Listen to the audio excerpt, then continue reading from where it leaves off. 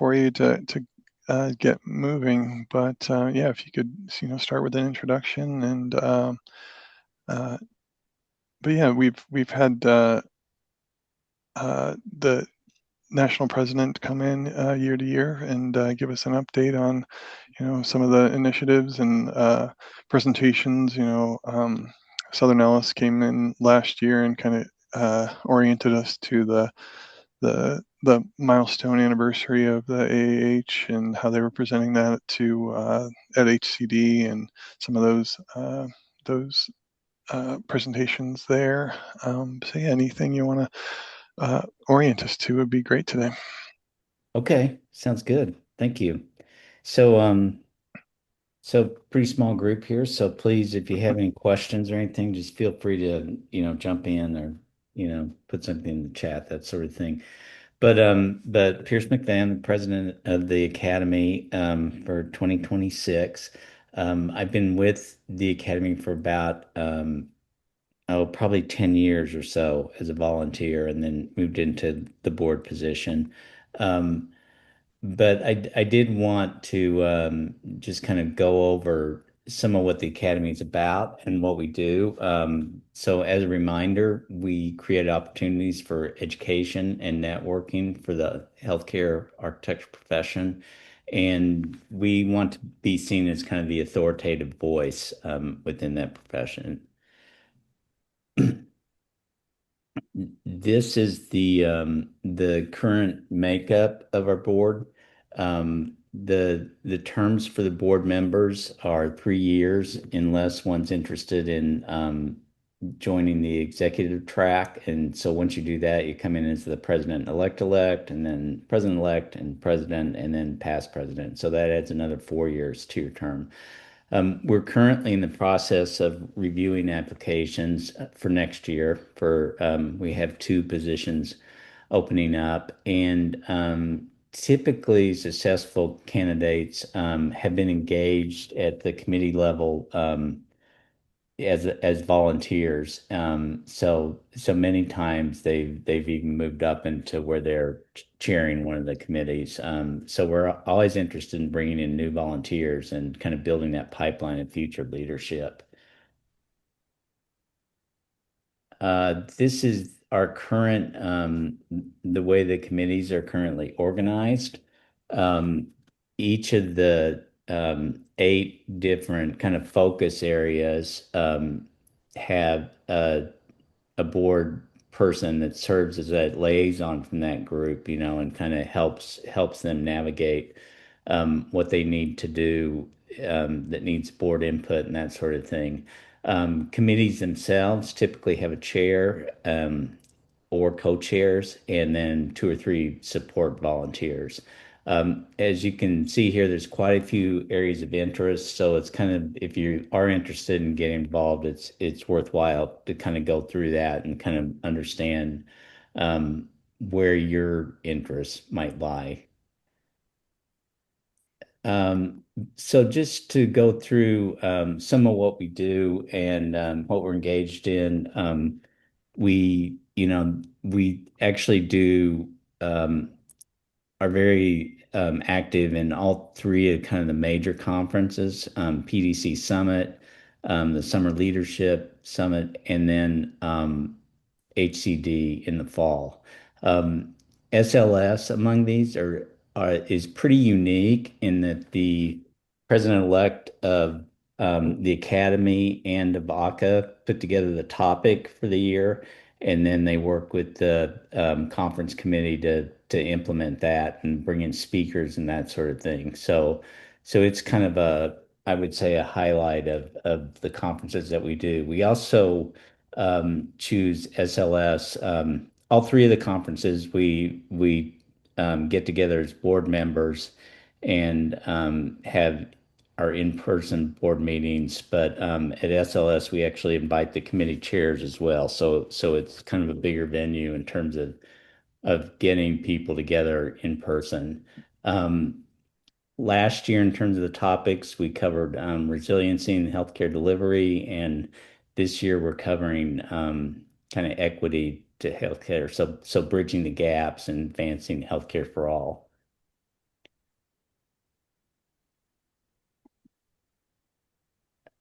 And some of the other things that we celebrate at SLS are our Next Gen Scholars, um, as well as our U40 list recipients.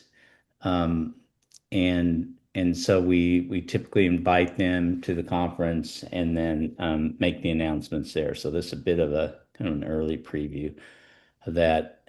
And then another program that has been very successful that we're really proud of is our HBCU fellows. And this is bringing educators in from historically Black academic settings and engaging them with the academy as well. And it's been successful in that it's um, not only exposed us to a new group of people, but also it's had a ripple effect in that we've been able to engage some of these colleges and university in our student design charrette and our student design challenge that we have at PDC and HCD. So really, really good initiative there that Roderick has been spearheading. And then the other one that happens at HCD is that we announce the National Healthcare Design Awards winners. And this one's kind of near and dear to my heart in that it was how I got engaged in the academy to begin with as a volunteer, and then I became a chair of the group. But they're very instrumental in kind of elevating the program and consolidating the jury pool, coordinating collateral, and then kind of rolling it out and presenting the program. So they recently presented at the National AIA conference, and they'll be presenting at SLS the new award winners for 2026. Um, and of note here is that they pushed the submission deadline up earlier than it's been in the past. So if you are interested in submitting projects, just be aware that it will open up towards the end of August. Um, and then some of our oh well, this is healthcare design is another conference that we have coming up in the fall. We usually have our Tuttle Fellowship winners present their research at that conference. We have a next gen panel discussion where they pick a topic of their own. And then our case study library workshop has been very popular there and it's gotten a good reception. And then the kind of the highlight for me is the student design charrette, where the students have 48 hours to work on design problem, and it's just always really inspirational in terms of kind of the quality and the quantity of work that they can do in a very short amount of time. And then some of our ongoing programs, of course, what brings us here today is the Components Council has been very successful in kind of helping groups around the country set up different components and but also getting engaged with educational institutions around the country and start building kind of our pipeline of future leaders even before they graduate. So big thanks to Chris and Mary Beth and Angela for that. Absolutely. Yeah. And and then one of the more recent programs that we initiated, been around for several years, but is our colleague to colleague mentorship program.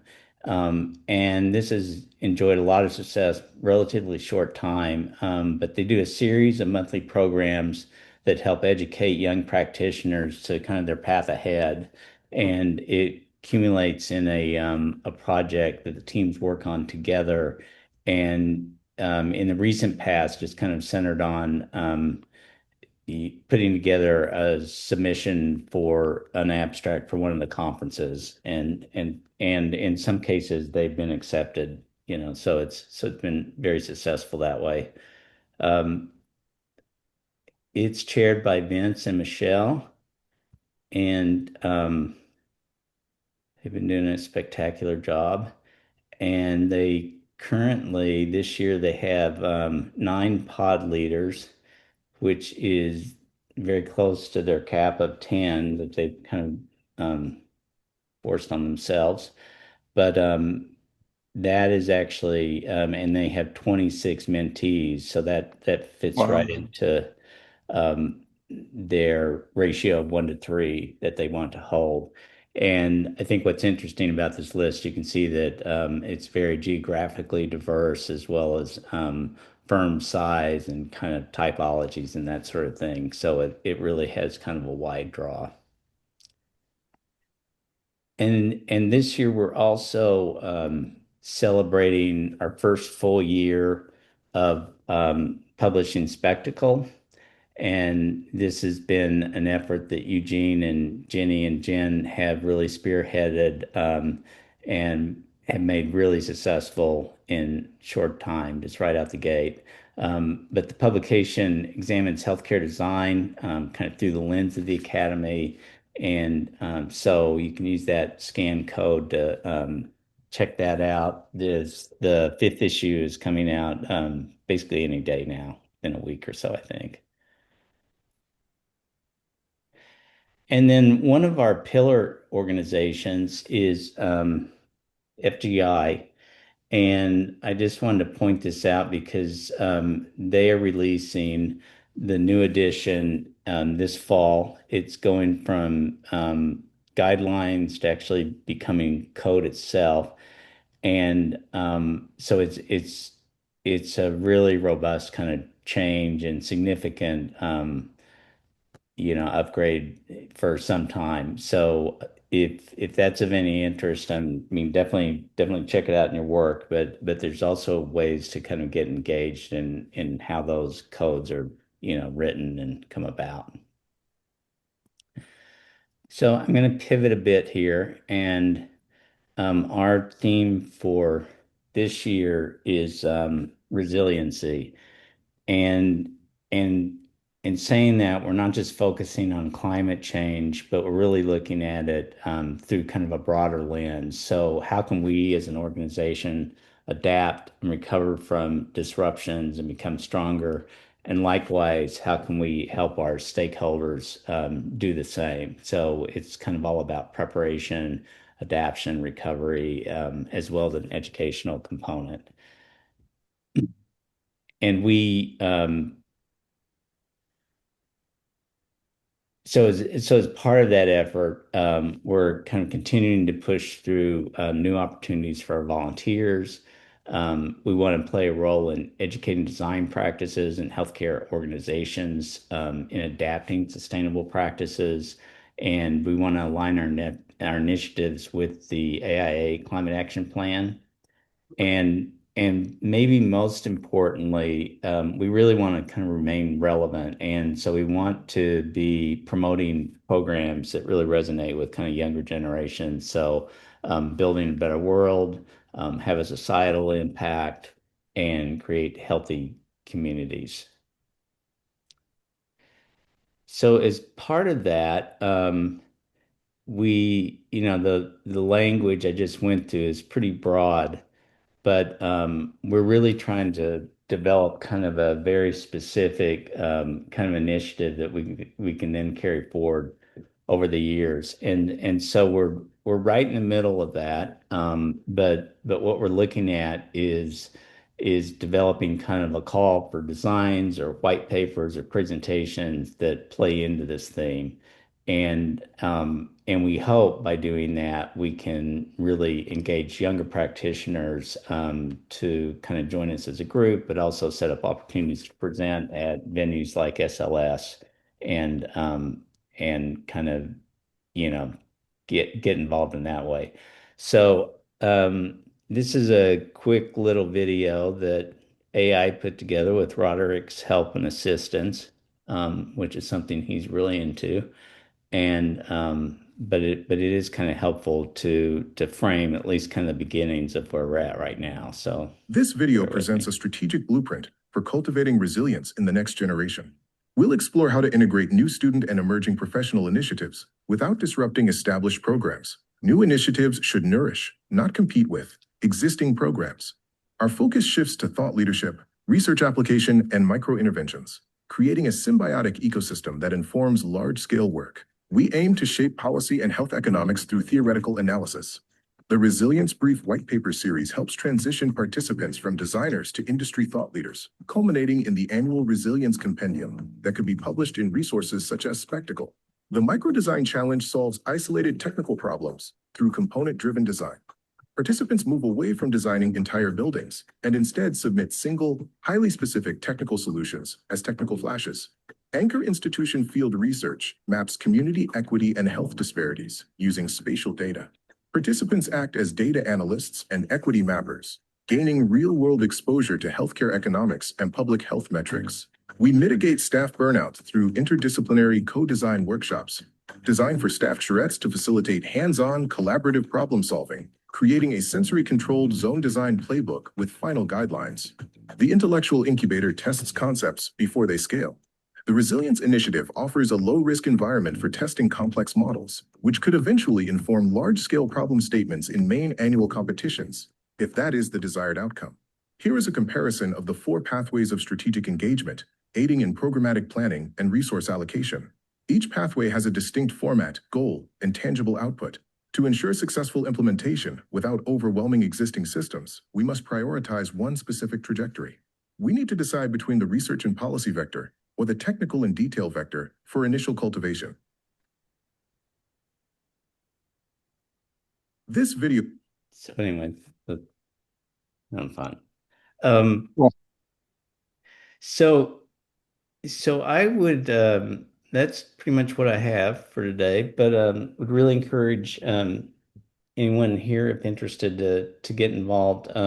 I've found that it's kind of a I won't say easy, but it's a very good pathway into getting engaged at a national level. And it's also a great way to kind of build leadership skills as well as kind of build a really robust network of practitioners that you can rely on probably for the rest of your career. That's what I found. Um, so thank you. And if there's any questions, I can take them now, or we can do them later, or yeah, there's a lot to unpack there. You've exposed us to a lot. And I had not heard of that spectacle actually, so that was new to me. Yeah, I'm kind of curious about kind of the nature of the articles and who's been contributing to those, and how you get engaged with that. I mean, we can kind of go over to my slides, but and come back to that, but or you can kind of expound upon that if you want, Pierce. yeah, I think I think it's kind of twofold. It's one, it does try to keep everyone or keep the audience kind of abreast of what's, what we're doing as an organization and such, but and kind of what resources are available, such, but it's also looking for opportunities to kind of publish, interesting kind of articles and things about our work. So very worthwhile to check out. It was somewhat a long time and well, I shouldn't say a long time in coming, but it kind of came out of the Academy used to present kind of a journal of work that was more based upon research and such, and I I think what we were finding is that you have to take a pretty deep dive into research to really be credible, So,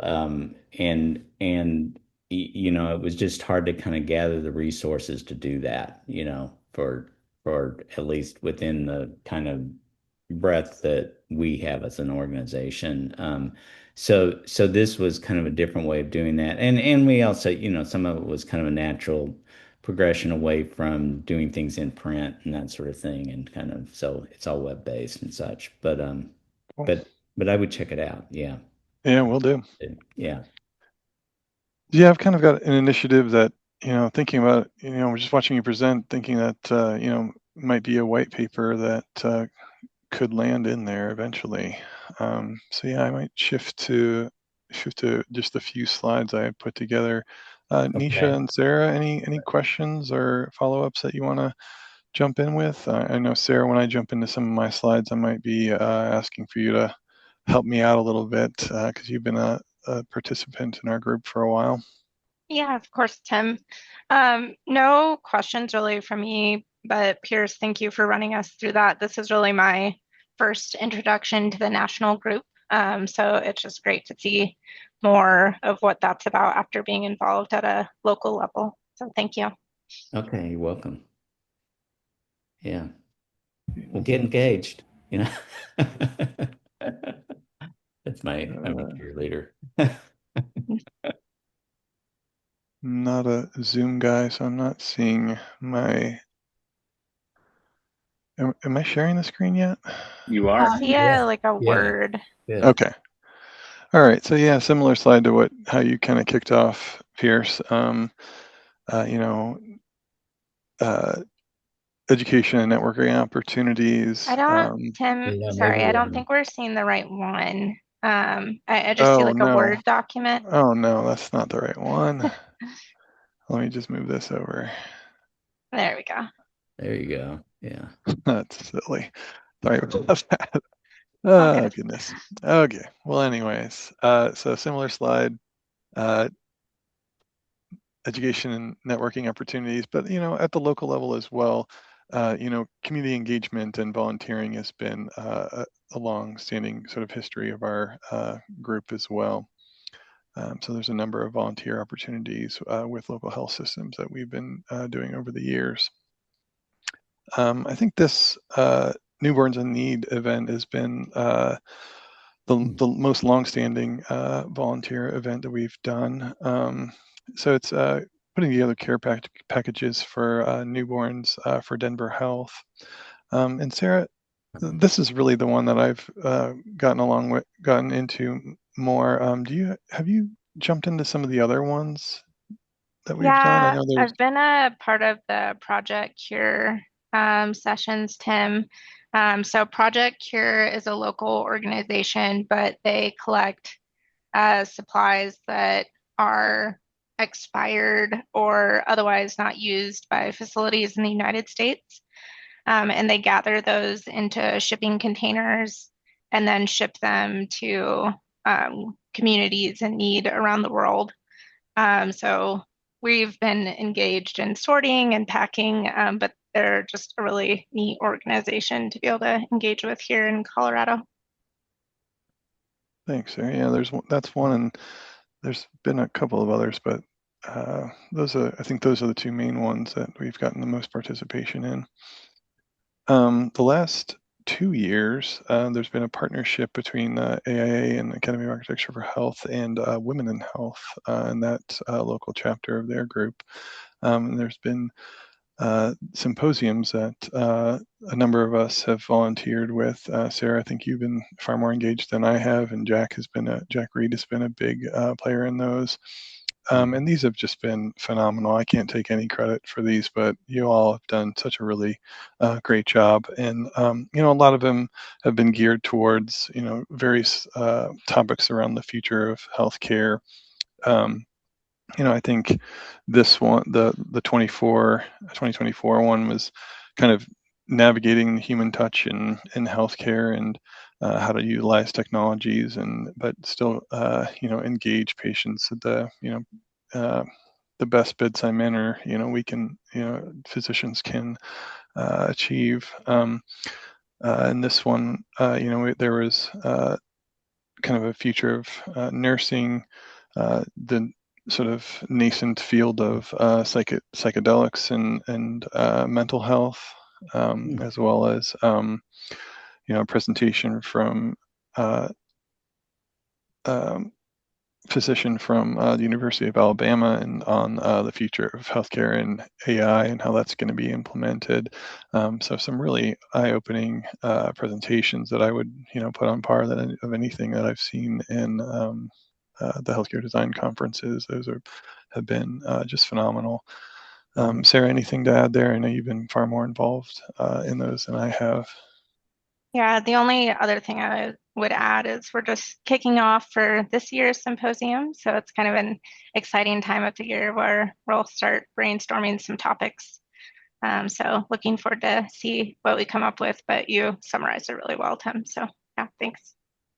Sure. Yeah, just great engagement from our group in terms of getting the venue together, getting the speakers together, um, and funding these, and Women in Health has been a great partner there as well.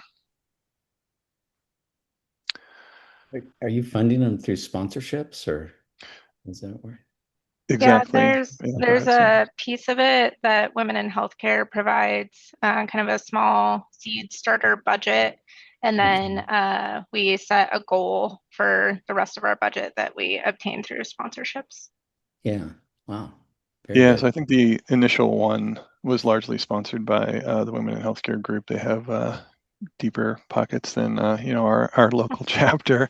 And then I think largely the 25 one was wholly sponsored by vendors and different firms.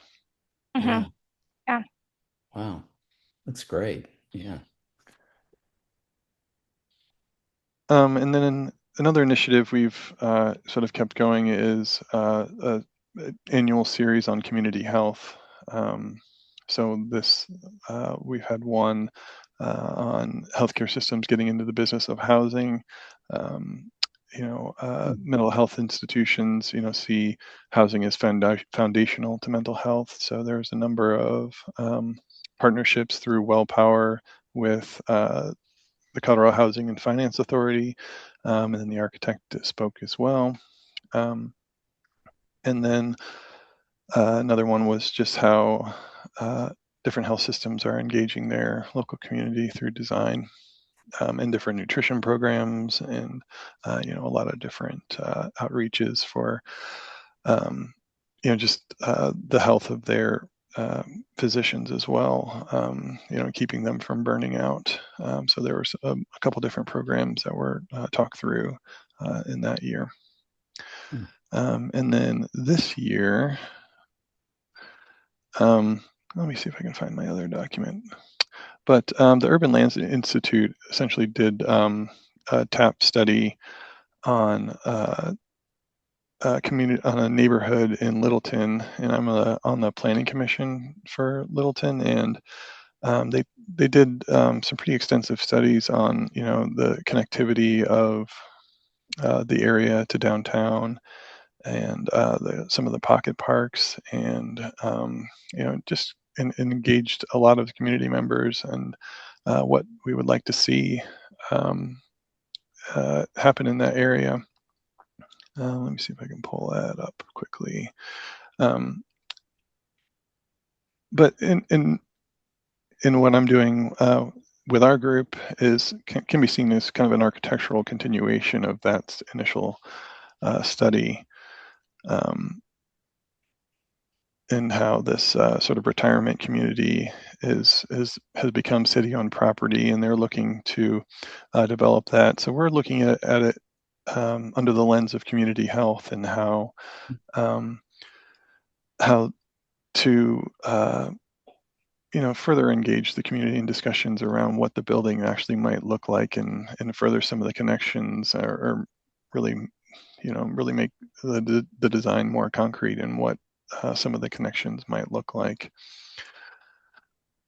There's been a lot of excitement around that project for, from City Council and Planning Commission and the Historic Planning Board, or Historic Preservation Board, and so this is just kind of like an initial study that threw some volumes together, and we threw that into AI, and it kind of is mimicking some of the historic buildings that they're demolishing, but we've scaled it up, and and we're looking to also engage with some of the local health providers in the area, and see if they you want to engage us in some creative programming, whether that's any type of primary care clinic, or imaging diagnostics, and how that sort of just to get me out of the hospital mega projects that I'm working on, and instead of engaging this community, and how we can treat people, really engage in more preventative care and keep people out of hospitals. So how to so it's basically a continuation of that TAP study under the lens of community health. Yeah. Looks interesting. Even like Yeah. the AI generated thing. Yeah, right. Yeah. So I mean, so that was a quick study we've Yeah. been working on, but there's a really the ULI study really did a lot of work in terms of what the neighbors are looking to get out of the development, and I think the next move is to continue those conversations with the local neighbors, and city council and the mayor have expressed some interest in us continuing the study. So yeah, more to come in terms of setting up meetings with all the local groups, and we have some expertise within our group to really push along, what that streetscape looks like, what the connection to the parks look like, what creative programming might be able to integrate into the site in terms of bringing it back to healthcare programming as well. Yeah. Fun. So that's our year. So a few volunteer events, the symposium, and this community health initiative. Very nice. Yeah. Good work. Yeah. So yeah, I think you've generated some interest on our side. That what was that? Your spectacle article, and um, that sort of online um, opportunity for engagement there as well. I think, and I think Jack is on that SLS group, um, and I'm part of that group with Chris Head, and join that group when I can as well. So plenty of opportunities for us to, and a lot of food for thought for us to engage moving forward. Okay. Good. Well, please do. Yeah. Nisha, you're kind of new to our group. Any questions, or I don't know what got you to us today, but hopefully we can hear from you more in the future. Thank you for the presentation. It was really informative, and I'm a recent graduate, and I've been interested in the healthcare market, so I decided to join in, and it was really interesting. I'm also really fascinated by the community health volunteer opportunities. So, is there a specific way to start that or reach out to someone to plug into that?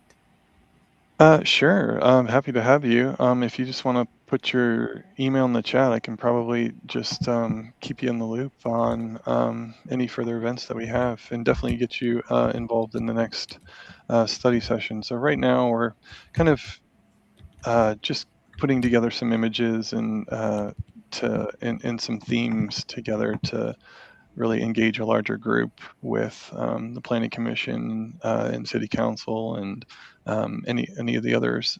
There's a ton of interest groups in the Littleton area, so I'm going to try to gather as many of us as we can, and have kind of an informal study session. So Okay. happy to have you. All right. I'm sending my email in the text. See All it. right. I'll be excited. Looking See forward it to it. now. Okay, All wonderful. right. Thanks.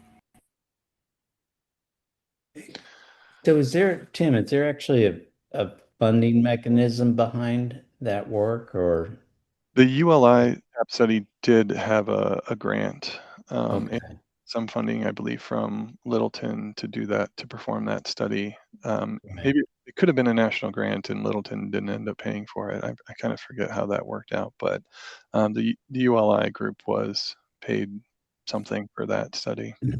But our my continuation of that is kind of all volunteer, and but there's a lot of interest in that development. Um, and as far as I know, the little on the Littleton side, the plan is to make a plan. to continue the development of that area. But I know that those houses are wholly vacant now, so I think they're looking to make moves on that sooner than later. Right, right. So the city is trying to set up guidelines for development and that sort of thing, and then generate Exactly, and interest and yeah, and part of the ULI study, let me pull that back up, is various funding structures and things. So they're, hopefully I get it right this time. Did I share the? yeah. Okay. So yeah, if you scroll down to the back end of this, they do kind of they're looking to partner with developers, and they're exploring different funding structures to make the next steps in terms of engagement with architects or planners.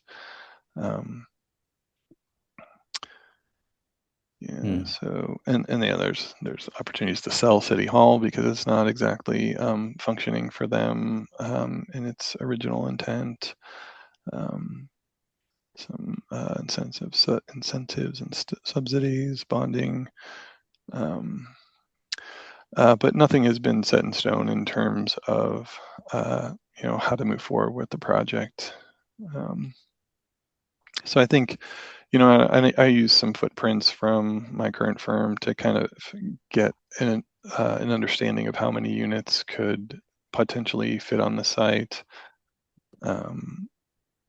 So I think there's definitely interest in the housing component, but there's also, community space and arts and connectivity to the various pocket parks around the area. So all of those pieces will be part of the study. Right, right. Sounds fun. Cool. Yeah, gets me out of Revit, gets me puts a designer hat on that I haven't worn in probably a decade, that kind of stuff. Right, right. So Yeah, having a little fun. yeah. Well, that's all I had as well. So yeah, again, thank you, Pierce, for joining us, and hopefully we'll get the link out to the recording out to our larger group, and if we can start to collect questions and get some introductions digitally at least, and send some engagement questions your way if that works for you. That works. Yeah. Okay, Sounds good. Okay. fantastic. Okay, great. Well, thank you. Yeah, this is fun. Likewise, appreciate your time. And Okay. John, thank you for Thanks, John. putting it all together. Thank you, John. Thank you, Aisha, guys. Sarah, thanks for joining. Okay. Yeah. Have a good Bye-bye. afternoon. Take You care. too. Bye-bye.